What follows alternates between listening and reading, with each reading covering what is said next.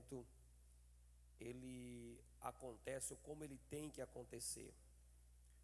E eu gostaria que você abrisse a sua Bíblia no segundo livro das Crônicas, no segundo livro, capítulo de número 7. Eu quero só ler alguns versículos novamente, não vou ler todo o texto. Capítulo 7, versículo de número 14. Se o meu povo, que se chama pelo meu nome, se humilhar, orar, me buscar e se converter dos seus maus caminhos, eu os ouvirei dos céus, perdoarei os seus pecados e sararei a sua terra. Na semana passada, nós falamos sobre esse texto e ressaltamos aqui que, se quisermos viver um avivamento da parte do Senhor, a gente precisa ter consciência da nossa identidade. E essa identidade é saber que somos o povo do Senhor, porque Ele diz: se o meu povo. Então, se a gente não tem consciência da nossa identidade, de quem somos, a gente não tem como viver este avivamento da parte de Deus. E falamos também sobre algumas virtudes das quais a gente precisa ter diante da situação em que estamos vivendo, diante da crise, diante da necessidade do avivamento. A gente precisa ter uma postura, e essa postura precisa conter aí oração, humilhação, busca, né? Se converter. Falamos ainda de forma um pouco superficial e falamos sobre a segurança que a gente precisa ter desta verdade, dessa promessa que Deus está nos colocando diante de nós. E para esta noite eu quero falar um pouco mais sobre esse versículo, falando sobre essas virtudes que foram apresentadas, ou essas atitudes que foram colocadas para o povo de Israel. Salomão estava acabando de inaugurar uma casa, um templo para o Senhor, um templo todo feito de ouro, de um valor incalculável para o século presente. E a Bíblia diz que este templo, ele chamava a atenção pela sua beleza, de forma que até há um registro da rainha de Sabá, que veio até aquele lugar e quando viu o templo ficou tão extasiada que diz que nunca tinha visto na vida dela algo daquela forma. E ela chega a dizer: olha, o que me falaram não chega nem aos pés daquilo que eu estou vendo agora. As pessoas tentaram falar para mim, mas agora o que eu estou vendo de fato foi bem maior, me surpreendeu muito mais, né? A organização, a beleza do templo, o acabamento do templo, tudo aquilo deixou aquela rainha extasiada diante do que ela viu. Mas a Bíblia diz que Deus, ao inaugurar aquele templo, estabeleceu aquele lugar como casa de oração, estabeleceu aquele lugar como lugar da igreja, lugar do seu povo, buscar a sua presença, buscar ao Senhor para que pudessem ter acesso à sua graça. E o Senhor chega a dizer no texto, dizendo: olha, chegará um momento que eu possa ferir vocês com alguma praga, com alguma enfermidade, por causa da própria desobediência de vocês. Vocês vão poder até passar por punições, mas não se esqueça que se vocês, que são o meu povo, se vocês se voltarem para mim, então eu vou ouvir vocês e eu vou abençoar vocês. Então Deus estava deixando ali uma janela, um espaço, uma abertura para que acontecesse um avivamento. E não é nenhuma fórmula mágica, né? Não é nenhum abracadabra, alguma magia para acontecer o avivamento. O avivamento ele não pode ser produzido pelos homens. O avivamento não pode ser produzido pelo pastor. Não é o pastor que produz o avivamento.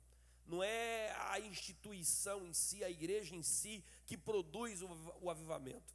As condições, as atitudes para que possamos receber este avivamento da parte de Deus, ela começa por uma própria ação de Deus. O próprio Espírito Santo é que sempre levanta profetas, levantam homens em tempos difíceis para pregar o evangelho, pregar a palavra, para pregar aquilo que Deus quer realizar na vida das pessoas. E as bênçãos de Deus, esse avivamento, nós recebemos mediante uma postura, uma posição. Quando nós tomamos uma posição diante de Deus, assumimos a nossa condição, que precisamos assumir diante de Deus, então a gente consegue receber este avivamento da parte do Senhor.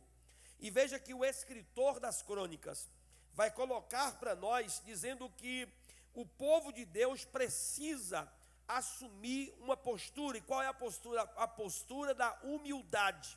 Tem que ter a condição da humildade, tem que ser humilde.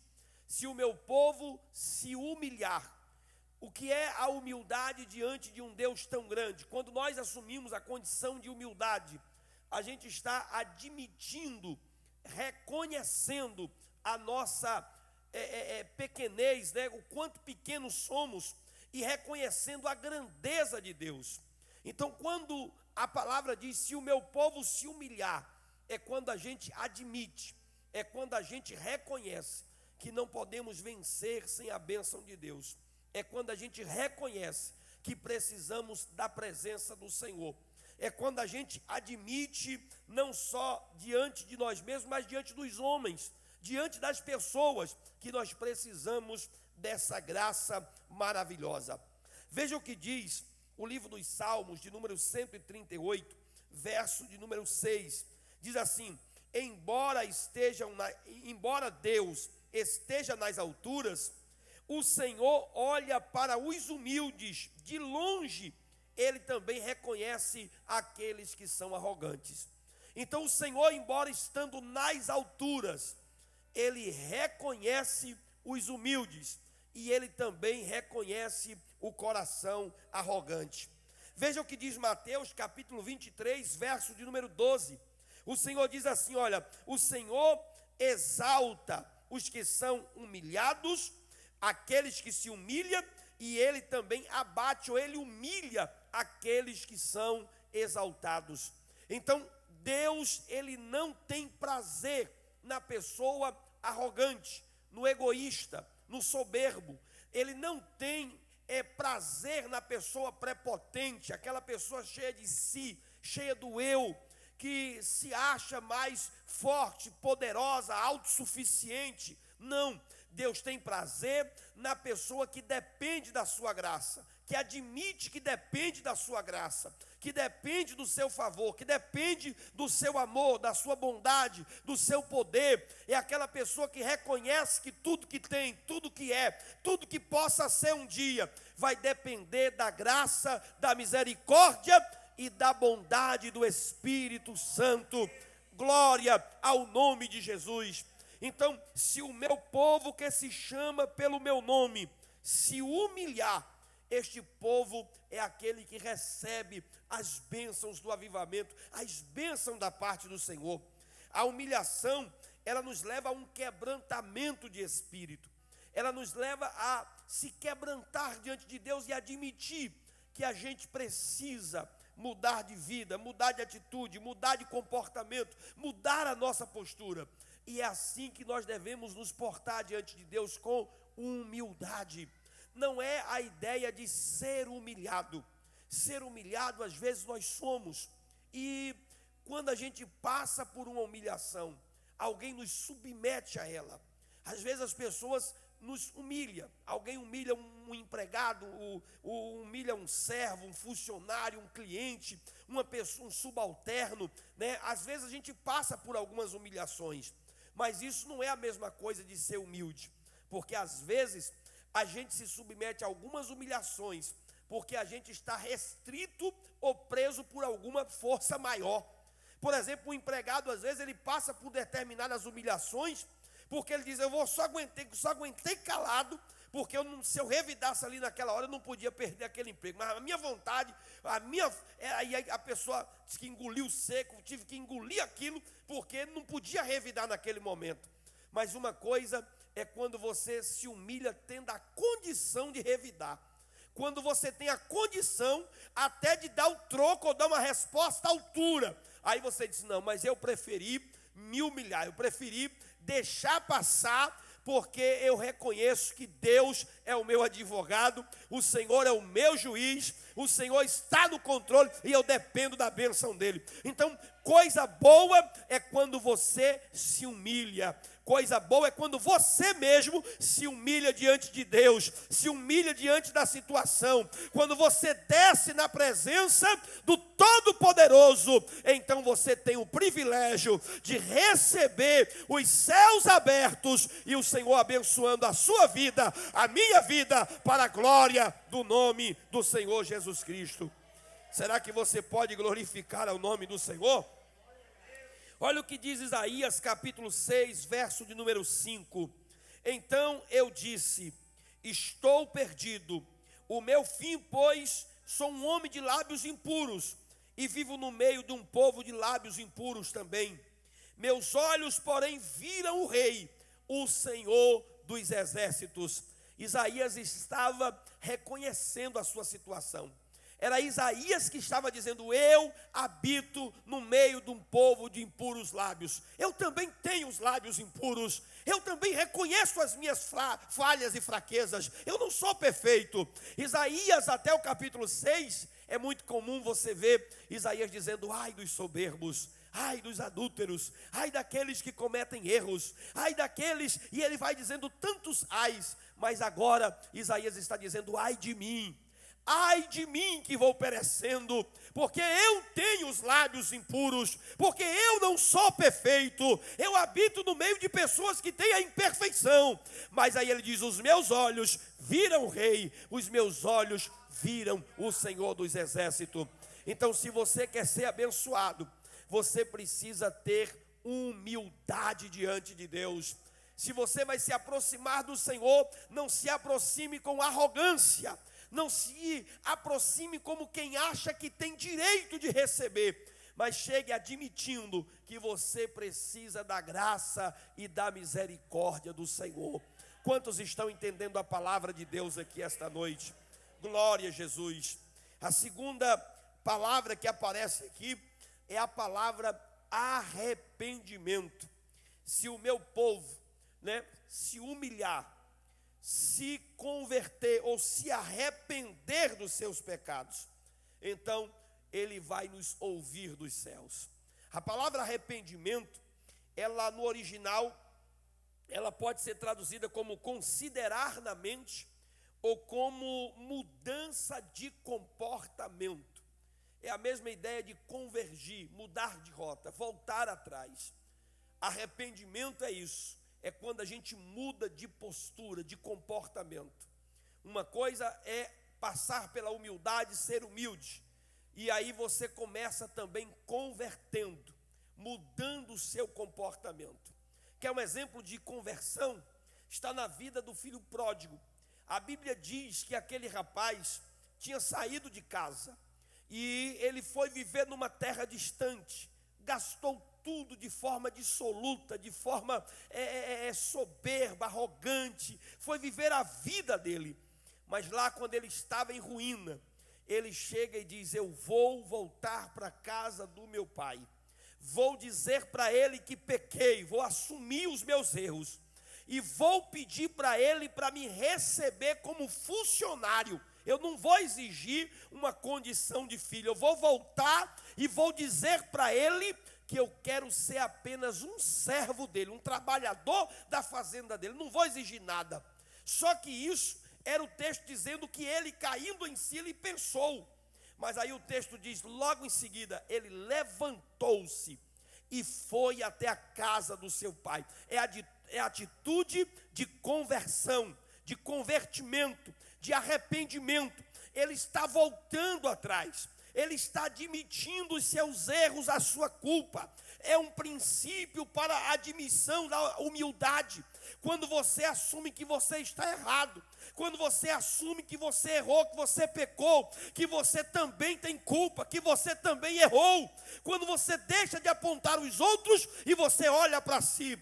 Então, se quisermos viver um avivamento de Deus, se quisermos ser renovados, cheios das bênçãos e da graça dos céus, precisamos admitir a nossa culpa, precisamos admitir os nossos erros e nos convertermos dos nossos maus caminhos, nos convertermos das nossas atitudes e nos voltarmos para a presença de Deus, nos voltarmos para o Senhor, para que Ele possa nos ouvir dos céus e derramar da sua graça, do seu amor e do seu poder sobre as nossas vidas. Glória ao nome de Jesus. Às vezes é muito fácil a gente apontar a vida das outras pessoas, a gente apontar os erros das outras pessoas, o pecado das outras pessoas.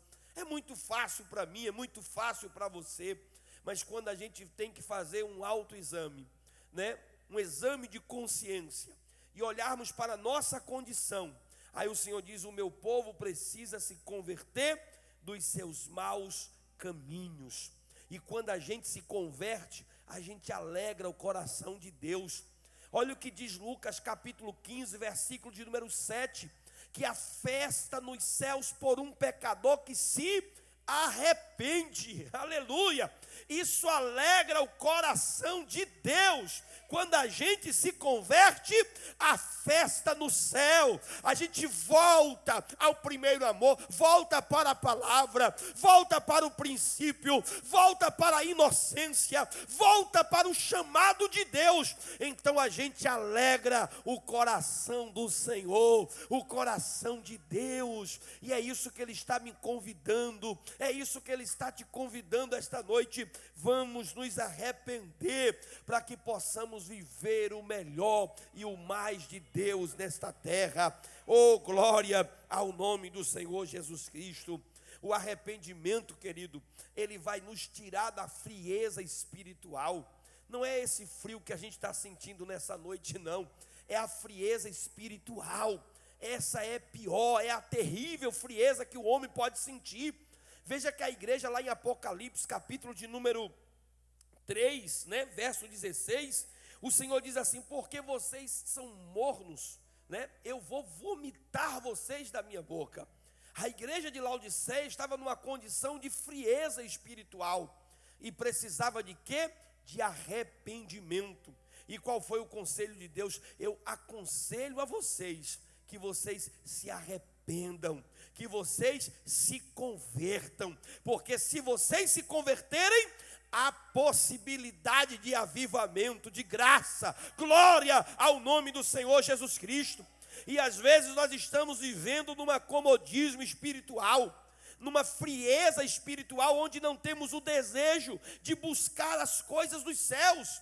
Há uma preguiça espiritual, um acomodismo espiritual. Não conseguimos ler a Bíblia, não conseguimos ouvir um louvor, não conseguimos orar, não conseguimos congregar, não conseguimos fazer as coisas as coisas espirituais, aquilo que nos dá um verdadeiro avivamento. A gente não tem esse mesmo prazer, e é preciso nessa noite nos convertermos do nosso mau caminho, nos convertermos daquilo que está nos afastando de Deus, eliminar aquilo que está nos tirando da presença, para que possamos viver debaixo da graça, da comunhão e da misericórdia do Espírito Santo.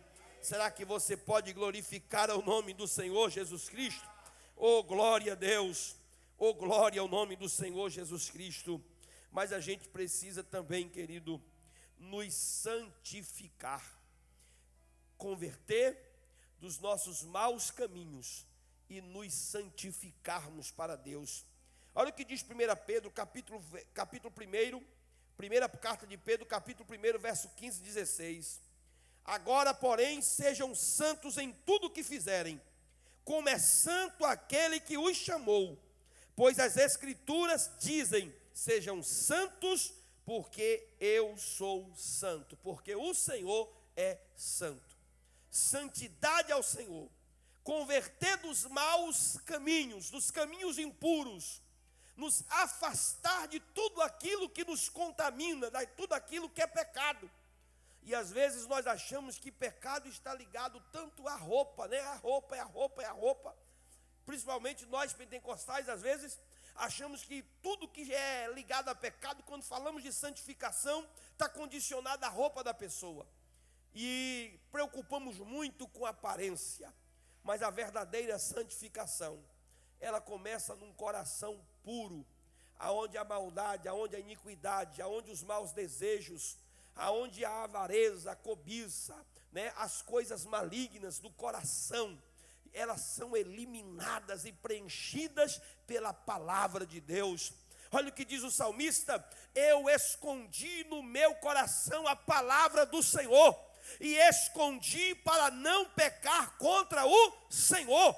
Então, se quisermos viver uma vida de santidade, precisamos tirar do nosso coração toda maldade, tirar do nosso coração todo engano, toda mentira, toda soberba, toda arrogância, todos os pecados que são ocultos do nosso coração. A gente precisa expurgar isso para que possamos viver o avivamento da graça de Deus. Oh, glória ao nome do Senhor Jesus Cristo. Às vezes é no nosso interior, irmãos, é no nosso íntimo que começa as nossas guerras, as nossas batalhas. E a gente acha que é no exterior, e a santificação, ela precisa começar de dentro para fora. Ela precisa começar de dentro para fora. Eu não estou dizendo que fora não deve haver uma evidência de um verdadeiro convertido. Eu não estou dizendo que no lado externo não deva haver uma aparência de um cristão. Não é isso que eu estou dizendo. Eu sei que a aparência também é fundamental. Vivermos bem, termos aparência de cristãos. Mas além de aparência, é preciso que o interior, que a nossa alma, que o nosso espírito venha estar contrito, quebrantado, humilde, né? Um coração completamente santificado na presença de Deus. Santidade ao Senhor. O Senhor quer pessoas santas. E o que é uma pessoa santa? É uma pessoa separada. Aquela pessoa que separa-se do pecado, que se afasta do pecado, que se afasta de tudo que é mal, que se afasta de tudo que não provém da graça e da comunhão do Espírito Santo. Só assim podemos viver o verdadeiro avivamento. Glória ao nome do Senhor Jesus Cristo. Será que você pode adorar a Ele nesta noite? Oh, glória ao Senhor, oh, glória ao Senhor. Olha o que diz Hebreus, capítulo de número 12, versículo de número 14. Esforcem para viver em paz com todos. Esforce para viver em paz com todos. E procure ter uma vida santa, sem a qual ninguém verá o Senhor. Não é a primeira vez que aparece na Bíblia dizer esforcem para viver em paz. Paulo chega a dizer, olha, no que depender de vocês, tenha paz com todos os homens. Paulo está dizendo, olha, ainda que alguém tenha alguma coisa contra, mas no que depender de vocês, tenha paz com todos. Se fosse depender de mim, depender de você, não haveria guerra, não haveria problema, não haveria contenda, não haveria discussão. É isso que Paulo está dizendo. No que depender de vocês, que haja paz com todos os homens, que não haja confusão. Aí o escritor aos Hebreus vai dizer, olha, que vocês se esforcem para viver em paz com todos os homens, com todas as pessoas, se esforcem para isso. E busque a santidade, porque sem elas ninguém poderá ver o Senhor. É condição para uma vida avivada. É condição para uma vida pautada na palavra de Deus. É condição para uma vida cheia da presença do Espírito Santo. Será que você poderia nesta noite adorar a Ele? Agradecer a Ele pelo privilégio de ter uma vida em paz e também em santidade na presença do Senhor? Veja o que diz Josué capítulo 3, verso de número 5. Aí diz a palavra, então Josué disse ao povo, santifique ou purifique, pois amanhã o Senhor fará maravilhas no meio de vós. Santidade não é uma opção do cristão, né? Não é escolho ou não escolho. A santidade é um mandamento da parte do Senhor. Se afastar de tudo aquilo que nos afasta de Deus, se afastar de tudo aquilo que provoca separação entre nós e Deus, a gente precisa se afastar, para que possamos viver uma vida plena na presença do Senhor Jesus Cristo. Quantos podem dizer glória ao nome do Senhor? A gente precisa também buscar ao Senhor. Buscar ao Senhor. E como é que a gente busca? A gente busca por meio da fé. A gente busca por meio da oração. A gente busca por meio do jejum. Olha o que diz 1 Tessalonicenses 3,17, né? Orai sem cessar.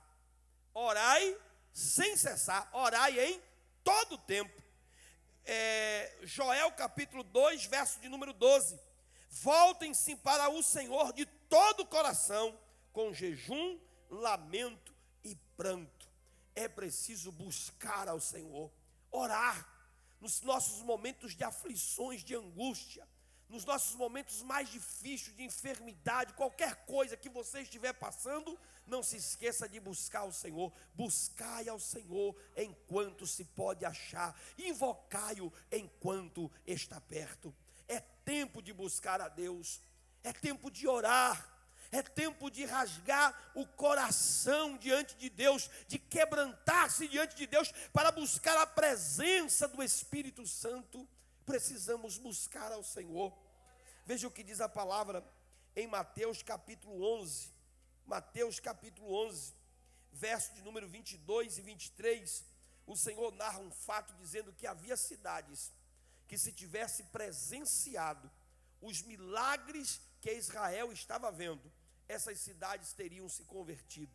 O Senhor disse: se esses milagres tivessem sido feitos lá, este povo teria se convertido. Mas vocês têm dureza de coração. Só busca ao Senhor quem tem fé, irmãos.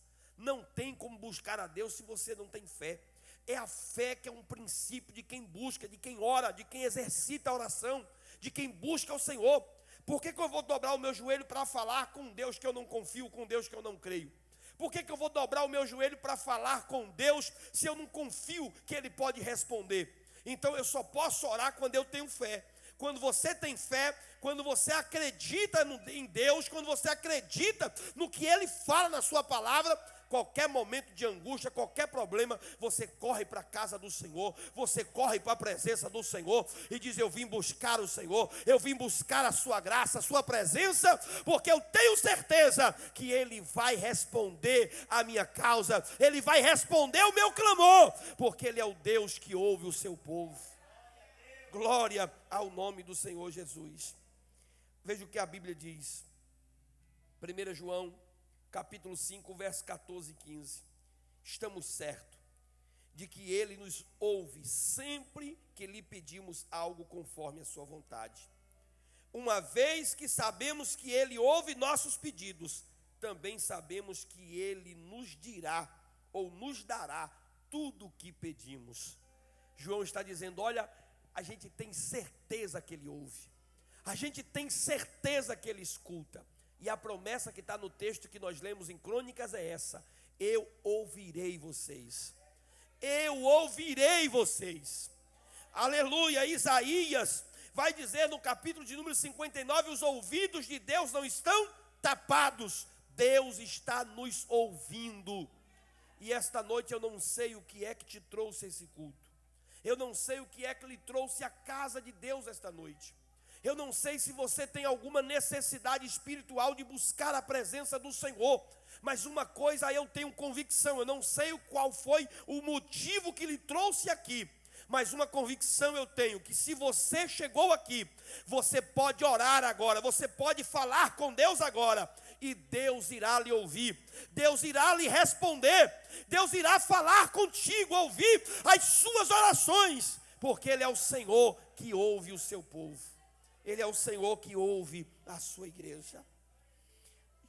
No livro de Joel, capítulo 1, verso de número 14, ele diz: convoquem um tempo de jejum, junte-se o povo para uma reunião solene, traga os líderes e todos que habitam na terra para o templo do Senhor, seu Deus, e ali clamem a Ele, busque a Ele. Todas as vezes que alguém buscou a Deus, essa pessoa encontrou. Não há um Deus que se esconde do ser humano. Não há um Deus que foge do ser humano, não. Há um Deus que sempre se revela para aqueles que buscam. Buscar-me-eis e me achareis quando me buscardes de todo o coração, é o que diz a palavra do Senhor. A Bíblia fala de um rei chamado Manassés. Manassés, filho de Ezequias. Esse rapaz chamado Manassés foi um homem terrível, que cometeu todos os tipos de pecados possíveis que você possa imaginar. Até o assassinato de 2 filhos dele, ele cometeu, sacrificando os 2 filhos a um altar, a um ídolo, a um deus chamado Moloque. Ele foi responsável pela morte do profeta Isaías. Cometeu vários pecados e delitos diante do Senhor, numa idolatria terrível. E por quase 50 anos, esse homem se afastou de Deus. E a Bíblia diz que um dia ele estava preso em um calabouço. Foi colocado pela Babilônia lá num calabouço, esquecido da população, esquecido da sociedade, esquecido por todos. E um dia aquele velho, um homem já idoso, já sem força, sem vigor, completamente abandonado por tudo, ele se lembrou que existia Deus. Ele se lembrou do Deus do seu pai, Ezequias. E a Bíblia diz que ele fez uma oração lá no cárcere, pedindo perdão ao Senhor por todos os seus pecados, pedindo perdão por todas as suas iniquidades. E a Bíblia diz que Deus ouviu Manassés e perdoou os seus pecados, lhe tirou da prisão e lhe trouxe de volta para a sua terra. Sabe o que é isso? É o Deus que nunca fecha os ouvidos para ouvir a sua igreja, para ouvir o seu povo, para ouvir você. Se você crê esta noite, clame, porque o Senhor está aqui para ouvir o clamor e a súplica da sua igreja. Será que dá para você levantar as mãos para os céus e clamar ao nome do Senhor Jesus? Será que dá para você orar comigo nesta noite, pedindo ao Senhor a sua presença? Será que dá para você fazer um clamor aí onde você está agora, dizendo: Senhor, eu preciso desta graça, eu preciso deste avivamento, eu preciso desta bênção espiritual, eu preciso sentir a sua glória, eu preciso sentir o seu poder. Se você pode, ore comigo agora. Se você puder agora, onde você está agora, ore, clame, busque a presença do Espírito Santo, porque Ele está aqui esta noite. Oh glória ao nome de Jesus, oh glória ao nome de Jesus, oh glória ao nome de Jesus, aleluia, glória a Deus. Precisamos buscar a Deus, precisamos colocar o nosso foco em Deus, querido.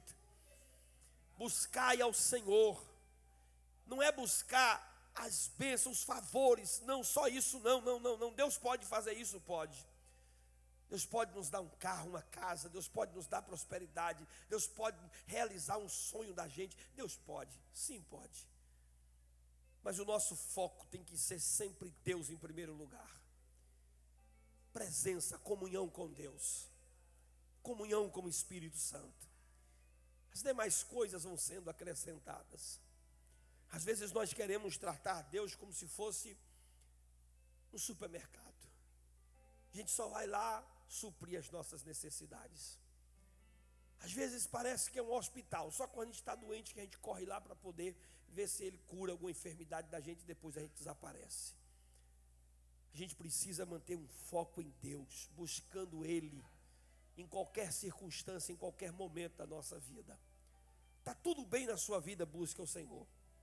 Está empregado, busca o Senhor. Está conseguindo pagar o carro, está conseguindo pagar a casa, está conseguindo trabalhar, busca o Senhor. Quando estiver na luta, busca o Senhor também. Você vai buscar o Senhor em todo tempo, em todo tempo, em todo tempo. Buscai o Senhor enquanto se pode achar. Invocai-o enquanto está perto. Será que dá para você adorar o Senhor?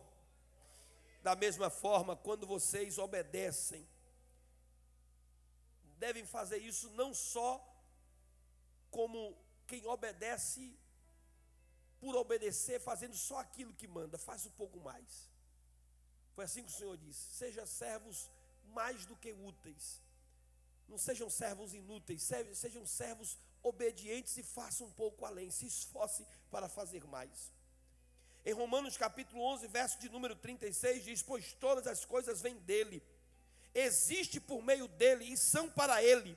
A ele seja toda a glória para sempre. Amém. Buscamos ao Senhor não por um avivamento qualquer, por um avivamento comum. Não, buscamos ao Senhor porque dependemos dele. A nossa vida é dele, é para ele que nós vivemos. Tudo que temos, tudo que somos, tudo que recebemos, tudo que um dia vamos ser na vida, é para a glória do nome do Senhor Jesus. Se você estiver num momento bom na sua vida, lembre disso, lembre de Deus. Se você vier passar um momento difícil na sua vida, lembre de Deus. Porque a vida é assim, é feita de altos e baixos, de momentos bons e de momentos ruins. A vida passa por altos e baixos, mas lembre sempre de Deus em todos os momentos. Busque ao Senhor, busque ao Senhor, busque ao Senhor. Dependa de Deus, congregue, leia a Bíblia, ore, seja cheio do Espírito Santo, para que a graça de Deus sempre esteja na sua vida. E eu quero te convidar a se colocar de pé, para que eu possa orar por você nesta noite. Oh, glória a Deus. Oh, glória a Deus. Eu gostaria que você fechasse os seus olhos e orasse comigo nesta noite. Há uma bênção de Deus aqui especial, a sua presença. A presença de Deus é o que mais precisamos. E eu quero pedir a você que ore comigo agora. Aí onde você está, feche os seus olhos. Fale com Deus. Converse com o Senhor. Diga: Senhor, eu preciso dessa presença, eu preciso dessa graça, eu preciso dessa comunhão, eu preciso mais da tua presença. O salmista vai dizer no Salmo de número 42, verso 1,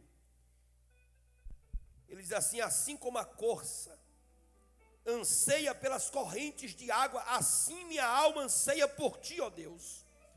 Tenho sede de Deus, do Deus vivo. Quando poderei estar na presença dele? Um desejo do salmista era a presença de Deus.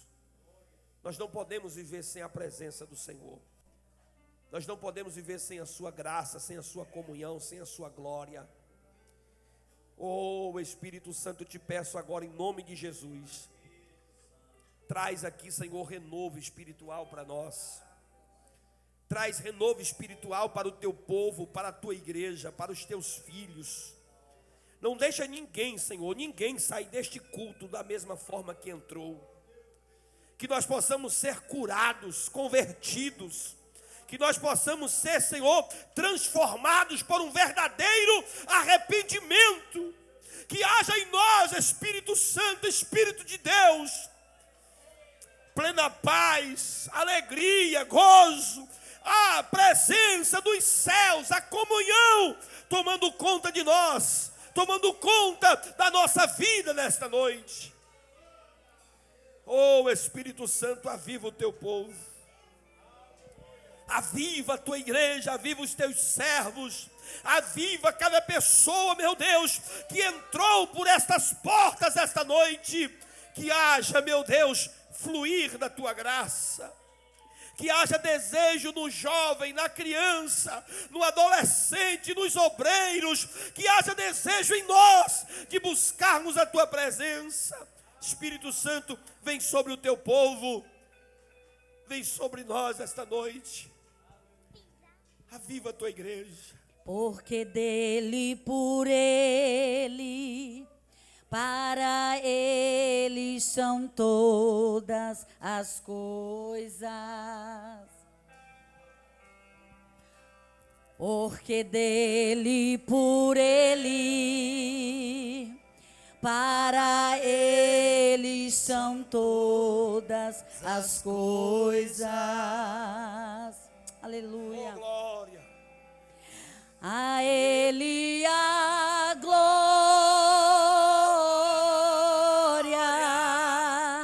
a ele a glória.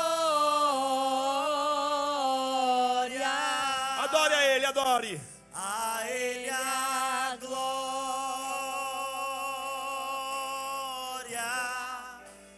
sempre. Amém.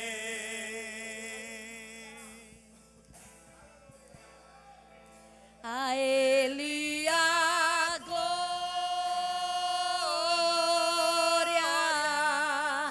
a Ele a glória,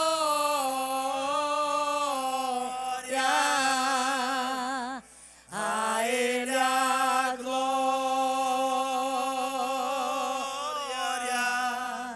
para sempre. Amém. Aleluia. Porque dele, por ele, Para ele são todas as coisas. Aleluia. Ô glória, adore ao Senhor, adore. Ele, por Ele, para ele são todas as coisas. aleluia. Ô glória.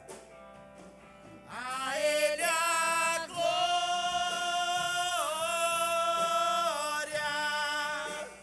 a ele a glória,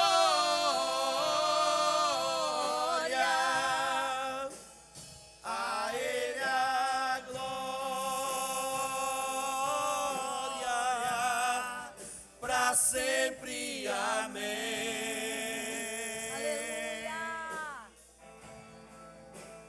A ele a glória,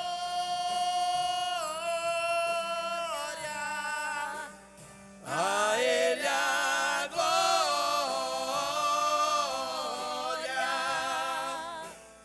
a ele a glória, para sempre. Amém. Ó Deus, abençoa o teu povo. Dai uma semana abençoada na tua presença. Leva cada um em paz aos seus lares, guarda, protege, livra de todo mal. Que nessa noite nós possamos sair daqui, Senhor, abençoados para a glória do seu nome. E quem crer diz, glória a Deus. De pé, eu já vou ministrar a bênção apostólica. Gostaria que lembrar você que amanhã, às 8 horas da manhã, a gente tem oração aqui das irmãs, né? As senhoras estarão aqui em oração e eu quero convidar você para estar aqui em nome de Jesus, amém? Amanhã também teremos oração aqui à noite, o ciclo de oração com o departamento, e eu quero convidar você para estar aqui na oração. Nossos cultos do meio de semana sempre terminam cedo, dá para você vir para a oração, participar e ser abençoado cada vez mais e mais, tá bom? Quinta-feira tem ensaio e sexta-feira é o nosso grande culto da vitória. Quero convidar você para estar aqui com a gente, tá bom? Então sexta não faltem, venha para o culto, será uma bênção. Domingo pela manhã é a escola bíblica dominical e à noite nós temos aqui o nosso culto às 6h30, um grande culto com departamento, e você está convidado para a glória do nome